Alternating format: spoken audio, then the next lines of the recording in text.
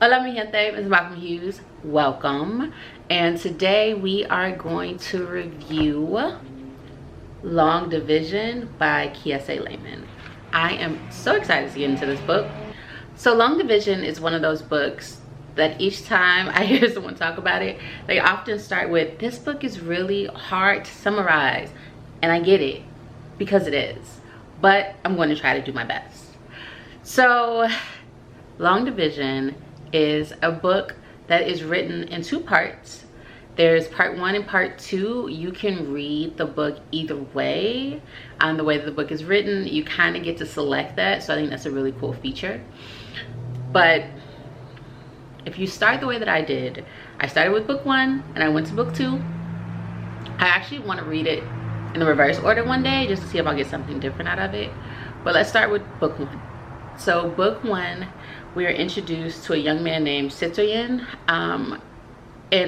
but for short, he goes by City. And they are in Mississippi, and we start with him being in, well, kind of getting into trouble and being in his principal's office.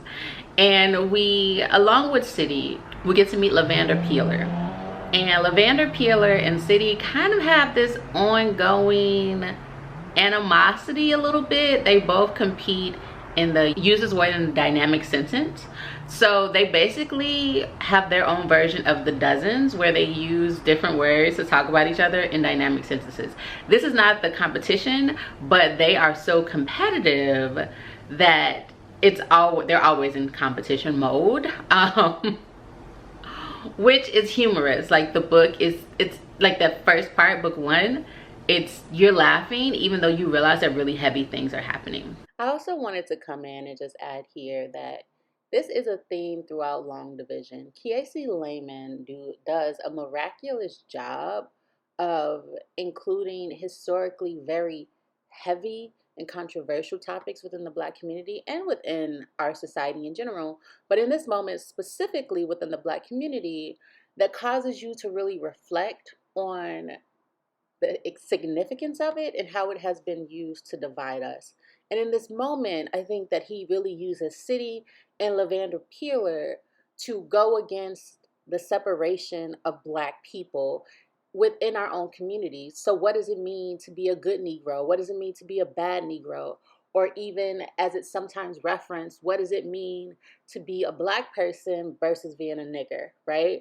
So I think that what we see between City and Lavender Peeler really causes all of us to reflect, because it's not only rooted in the comparison between, are you a good Negro or a bad Negro? Are you a field Negro or a house Negro, to put it more plainly, but also what type of Black person do you want to be? Can you have autonomy over determining how you want to be in the world?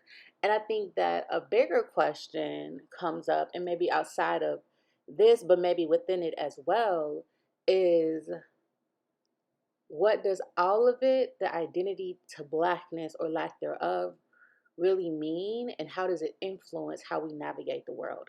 So I wanted to take a moment and come in and bring that connection in, because I didn't include it in the video, but I think it's super critical, and I think it's a question we need to continue to reflect on and ponder, and it'll come up again later when I continue to talk about the book. So Lavender Peeler and City, eventually they have this competition, but before the competition, City gets into trouble and he's in the principal's office and he sees this book, Long Division, and he's drawn to it, but the principal kind of forewarns him to, like, be careful with that, use it if it can give you knowledge, if not, leave it alone. And City doesn't really get it, but he still takes it. And the book, Long Division, ends up being really important to City's life in a way that he couldn't have fathomed. So if you can see our cover of Long Division, it's kind of similar to that one, just what was discussed in the book, and it's just really dope. Here in the competition, City has to use a word in a sentence that is honestly offensive and like racist, and it's like, no one else would have given you that. Like, it was supposed to be like so easy that it would help you win, and City kind of loses it on stage. He's offended. Well, I don't want to tell y'all the word, I want y'all to read it. So he loses it. He goes viral, right? And he's everywhere for going off about this word. So then we are experiencing City and Lavender Peeler also decide, what does success mean for them? What does achievement mean for them? In the book, Lavender Peeler really models himself after like Barack Obama. That's who he uses as an example, as the stereotypical, this is what black greatness, black excellence looks like. And they really have to fit within that parameter. City is not with it. He's like, yeah, no, I'm not gonna do that. Eventually, there's a big moment with Lavender Peeler as well, where he chooses his own fate.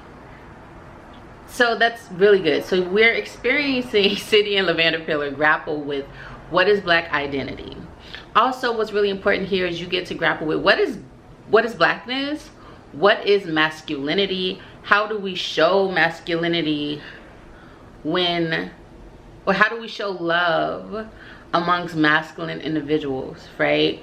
Because he questions sexuality. Like City's like, I know that like he says often that he hates Lavender Peeler. Eventually it's like he loves Lavender Peeler, but not in a I'm attracted to him sexually type of way. But then what do I do with that? How do I love him? What does this mean? And I think that's really dope to grapple with. I really think that adds, not to use the word, but I really think it adds different dynamics to the book and makes it a bit more complex. Not that that's needed. There's so much to unpack here. So that's one key thing. But I think after City goes viral, right? He goes viral for standing on his principles, but then afterwards he ends up making decisions that calls him to question those actual principles. He acts in a certain manner. Like the entire purpose of him standing on his principles is that he wasn't going to fit into anyone's box, or he wasn't going to play into whatever style of blackness they thought he was or he should exhibit.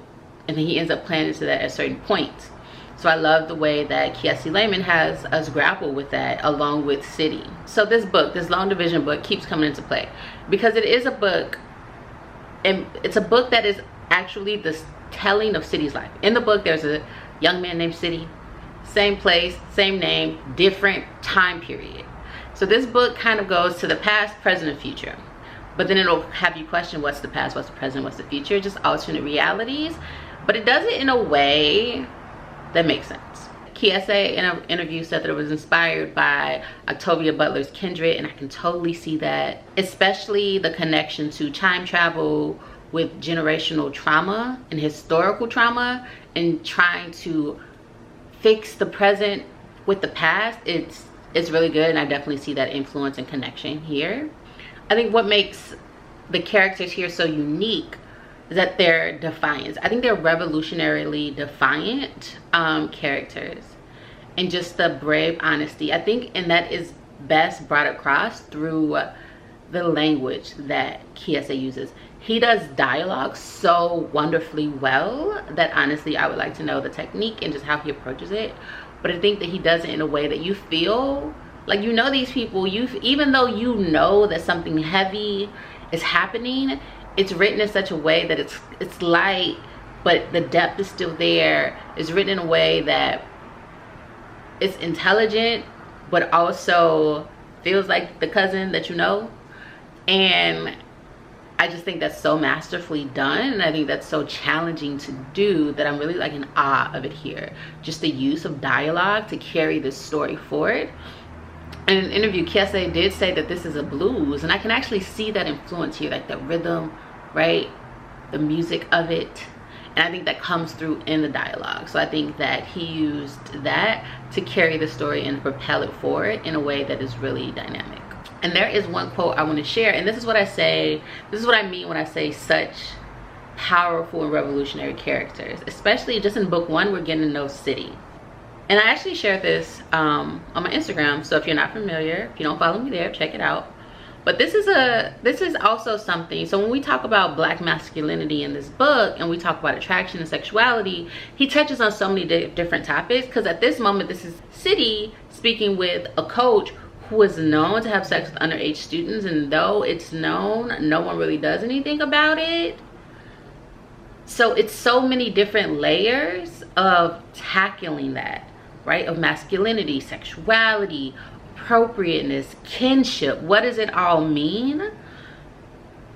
But here is a conversation the coach tries to give City advice about interactions with white people, because I told you he has now become viral for not playing into the type of blackness that they wanted him to portray.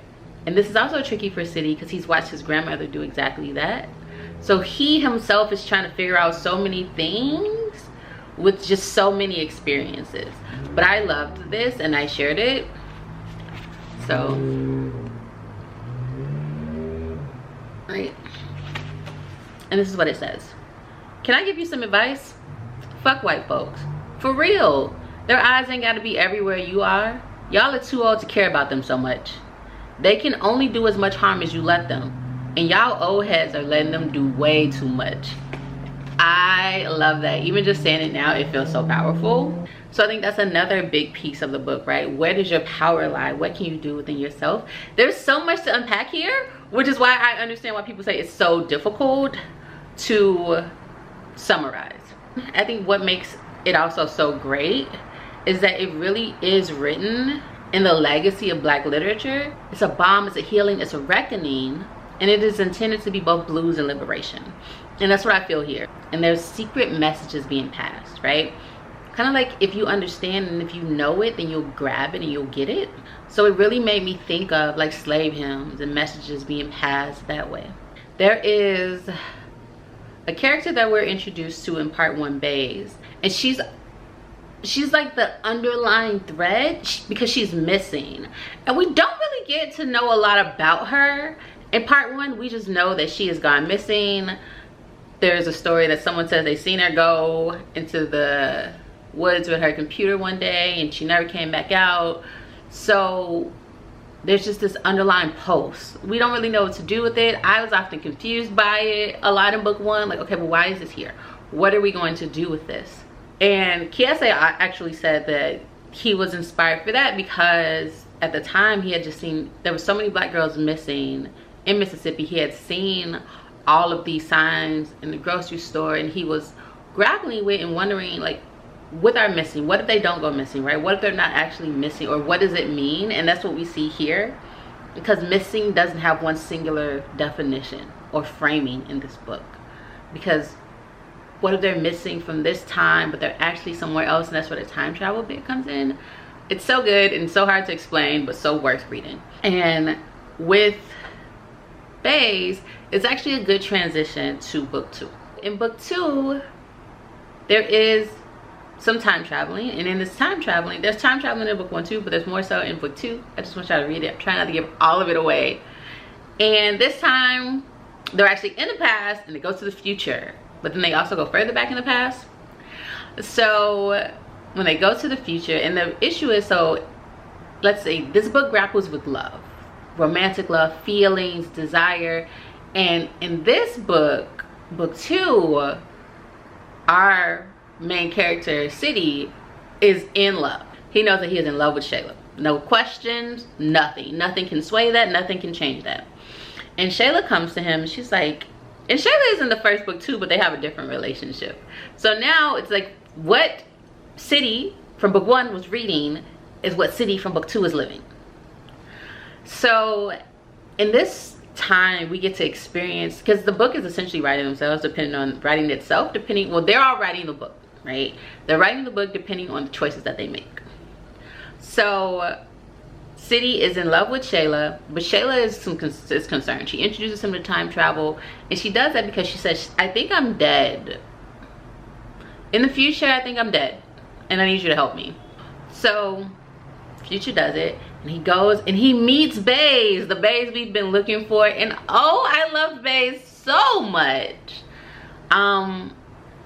She is, I can't tell you that without telling you the big secret, so I can't say it. But Baze is just a phenomenal character, and she's really similar to the City that we meet in book 1, which just being very confident in herself, very ferocious in her identity. and they meet, and City does not a great thing, but they end up connecting again, and they go on this journey. And because they have to go back to the past, because one thing that happens in book 1, a big thing here, is that City's grandfather is not in the picture. We're trying to prevent something from happening, and in book 1 we see someone being punished for it. So that identity with like blackness and retribution and like justice, what does it mean? How do you approach it? So in book 2 we're trying to go back and we're trying to undo what has happened. So they eventually, Baze goes with him and Shayla and a guy named Evan. So they're trying to rewrite a wrong of the past. But we get to know Baze through her writing. She's like a rapper. So unlike City in book 1, who was wondering, like, does this mean I'm queer? Baze knows that Baze is queer. But I'm not sure that's like openly known, but it's in the writing, right? And it's only important, well, it's important in the sense that we're grappling with identity and what does all of it mean. So Baze is a very boisterous character that it's easy to like love. It's easy to love, but it's dealing with a lot. Because just like City had a big loss in book 1, Baze has a big loss in book 2. And there's just many similarities between the two. The thing that makes it so impactful, because we're also dealing with Hurricane Katrina. We're dealing with the pain. It's all tied into it. So book 2 is a little hard to explain, but it's my favorite. It all ties together, and I think book 1 you're kind of trying to, at least for me, I was trying to figure out where are we going, what are we doing, like this is good, but like what is happening? And I think in book 2 you finally have your bearing, you understand exactly what's happening and what's going on. And even though things change, you're like, okay, I can ride this ride out now. I can ride this and see where we're gonna go. And there's a quote that I read from an article, and I'll post it below, but it was really discussing how even though we have certain things deemed as successes, the weight of it all still impacts us. And here it is. Despite the success of the civil rights movement and American progress in race relations, a large part of the African American identity is attached to centuries of slavery and decades of Jim Crow discrimination, an issue explored in Kiese Laymon's debut novel, Law and Division. And it's so true, because the residual trauma of it all impacts all of our characters, from City in book 1 to Baze in book 2, the desire to prove yourself. Because even Baze experiences that, right? Like, what does it mean to prove yourself, and what do you stand on? So there was another quote that I thought summarized it really well by the same writer. For most of the novel, Baze Shepherd daydreams about introducing herself to the world. This need for recognition and approval mirrors many moments in the African American experience, including, perhaps most notably, Phyllis Wheatley's 1772 trial to prove that her poems were in fact the work of an African American. And with Baze being a writer, we see that here. She's a performer, she's known for that. But what does it mean to prove yourself? What do you stand on? What do you let people know? And what do you hold within yourself? And ultimately, they go back in time and they are able to change things in the past, but not in the way that they desire. Or not in the way that City desires, because City is our main character. And so much changes. So how do you reckon with that? But you now know that you now know that the decisions you make change the future. So do you let things stay the way they are? Do you go back and try it again? I think that's just a bigger question for all of us to grapple with. And I think that is really well done here. So I guess that's like my summary and description of the book. But overall, I would say that the book is real tongue-in-cheek. It has really good humor. It makes you laugh, even though it's grappling with and trying to unpack a lot. There's a mystery element to it. You're often wondering, where are we going? What are we doing? But you never want to turn away. You're just trying to get your bearings. Again, I said I was trying to unpack a lot. I think that the intimacy of it, the intimacy between the characters is beautiful. The imagery used, you're really in the setting, you can see it. The time travel is sometimes complex, but you understand it. You understand why people are making the choices that they make. Also, the unpacking of love, the different types of love, right? The way we navigate those emotions and those feelings, whether we show it openly or we don't, is critical. Again, it's all heavy but bearable. So you want to continue, and it's not in your face. You really have to think about it. and the language carries you. And again, I said that's hard to do. So I think that Kiese does that really well. There's sometimes dark humor when you're like, is this funny?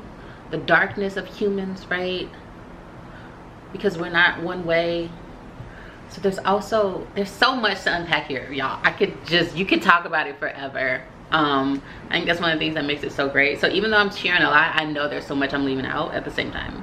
But I will say that going through it, and once I got to book 2, especially toward the end, y'all, I was wrecked. I boo-hoo cried at something happening. It completely wrecked me. I didn't see it. I'm so curious because I'm gonna go back and read the book again. I'm gonna start with book 2 and go to book and then read book 1. So I'm gonna read in reverse order, and I want to see if my experience with the book will be different. Because I think at the end of book 1, I was like, woo, that was a lot. Okay, let's see where we're going. But that had a heavy scene too, but it was sad with a little bit of hope, optimism. Like there was a ray of hope. Book 2, not so much. Like there was also hope because you knew that things could change again, but just something completely unbearable happened. So I want to go back and see what happens if I start with that, and if it'll change my interpretation of book 2 or book 1. So with that being said, Long Division is a complex book with brilliant writing. It's multi-tiered and multi-layered. There's so much to unpack. It questions so much. It causes you to reflect and question so much. And I think it's well done. I'm no longer giving grades of A through F. I now want to rank books based on read it. If you have free time, read it. Like must read, read it. If you have free time, read it. And you can pass it. So this is a must read. Read it. Absolutely read it. So yes, check it out. More book reviews to come. Those 2 books right up there, Crick Crack and The Secret Lives of Church Ladies. Those reviews are coming up. And that's it for me. Until next time, I hope that everyone is being kind to themselves, and I'll catch y'all in the next one.